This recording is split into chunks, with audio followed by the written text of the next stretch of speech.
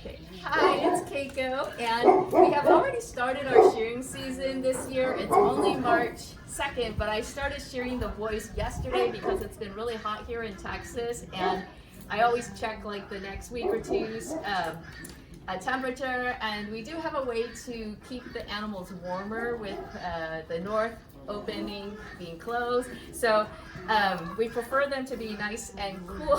So we both fell in a hole. So we have already started, and I managed to get 5 boys done yesterday. So this is kind of the area I focus on first. So the prime area with the rump and the legs. And then later in the season, or after everybody's done, I like to do their necks afterwards.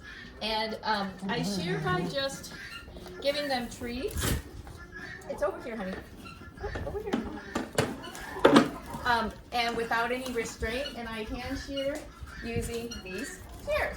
So I do need to first clean them up a little bit so that once it's shorn, I don't have to do as much skirting, which is picking out all of these. It's a little easier to clean them up while it's on them, as you can see. And this is a split comb. I think it's for like horses. So, and then we do it in this pen. She's kind of a big mess. We do it in, I think this is what, a 12 by 12 pen? And she's totally fine by herself, prefers no competition for her food, and doesn't mind being with me by herself. Some of the other animals, I know all of their personalities and they all have names. Depending on the alpaca, we'll make sure that they have a couple friends in here so that they feel safer.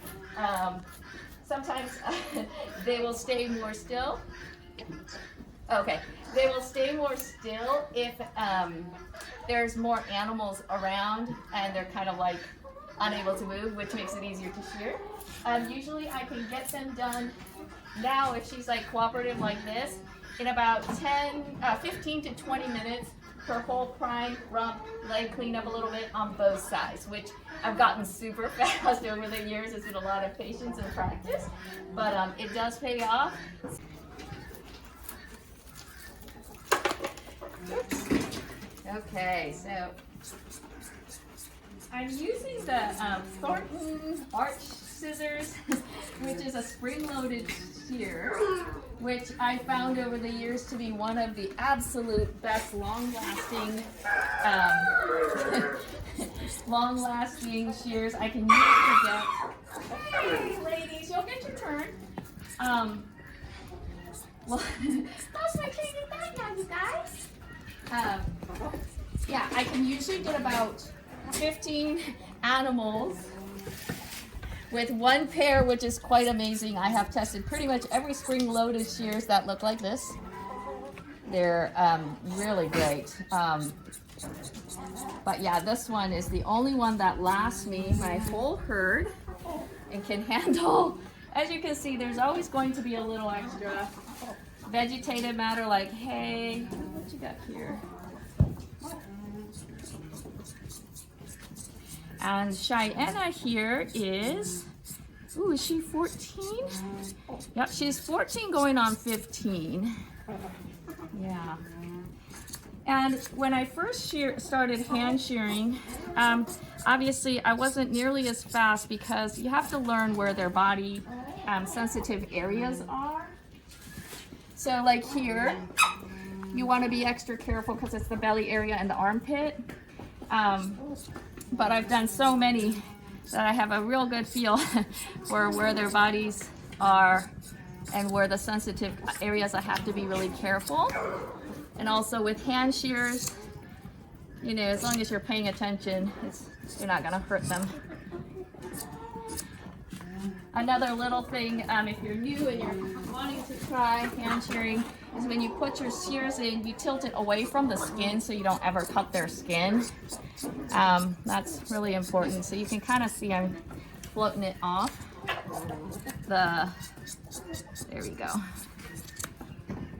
And my husband and I actually both have taken shearing lessons the traditional way, where we have to restrain them on the ground and then use electric shears. but you usually need a minimum 3 people. And it's really stressful and backbreaking. So I wanted a different way, and this is so much easier. Now, our animals are very calm, so it makes it look even easier. But some of our animals were not either born on our farm or weren't familiar with all of this. So we took a lot of time and patience. So sometimes, like, she's letting me do all of this without any fuss. But some of them I would only be able to do a little portion. So that was it for the day. And then I'd have to go on to the next animal. And I did that many, many years without forcing them to ever, you know, they could walk away from me. So they eventually learned that, oh, I want to eat, and just let her do what she needs to do, because now I feel a lot cooler. So over many, many years, pretty much all the animals are just like, yeah, go ahead, do whatever. I got this, you got this. And even if they, obviously, you know, it's a weird sensation. So if they move around or stomp their feet, that's okay. And trust me, it's a lot easier to shear standing like this. How are you feeling? You doing okay? You got your food? Okay. Than being on the ground and doing the traditional shearing. And also, it was really stressful with the shearer. Those shearers are, you know, electric, make a lot of noise. And also, if you're not paying attention and you're not as experienced, which, you know, obviously when you're new and you're learning, you can make cuts, and yeah, that's a little scary. So with these shears, I don't hold these so tight, so if for some reason she kicked, I just let go, and so it'll just fall. So that way no one gets hurt. So I'm holding it light enough that if something happens, I can just let go and nothing happens. So as you can see, it's, if you have a cooperative animal, which that's kind of part of the training and challenge, it's a very fun, relaxing, easy thing to do once you get plenty of practice. But I have been doing this for many years. I think we started our farm in 2008, and she was born in 2011, and she was very excited to be on our farm. Hi, Anna. Okay. All right. How are you doing? You're doing so good. There we go. Okay. So I would continue. I can actually shear over her, or I can go on the other side. It's actually easier for me to shear on the side of the animal, but again, some of the animals, you know, depending on how flighty they were or, you know, skittish, I have had to shear over an animal, so I can pretty much shear any angle, moving animals, yeah. But just another couple little things. There are a few little tricks that obviously you can use to make it easier, and that's obviously like what I mentioned, like having extra friends in here, so that limits movement, having little trash cans. Well, I knew she wasn't going to go anywhere, so the trash cans, you know, she could just go over there if she wanted her over there, but you can also block the area around, so that you are limiting their movement, so that you know, you can kind of predict their movement, so you can move with them that way. Are you guys waiting for your turn? Look at you guys. You want to take? They're all waiting for their turn because they want the treats, because they know it's gonna feel good after the shearing. I know. You'll all get your turn, okay? If not today, maybe tomorrow. All right. So I'm basically, Anna, can you scooch?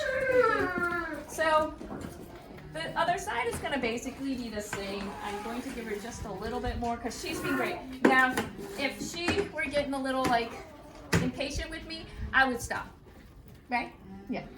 But she's being really good. She's enjoying her treats. So then basically I would just start on the other side, and it's the same process. And then at any point, if she's like, I'm done, even if I'm like right here and I'm like, I want to do a little bit more, I will generally just stop, right? I may try like one more time with a treat, but I do try to honor their, yes, uh-oh, you okay? You gotta eat a little slower, yeah.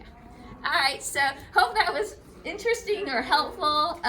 If you want to do more hand shearing, I do have videos on like more of the step-by-step that I made several years ago. So I'll see, yeah, maybe you can find those. All right, bye.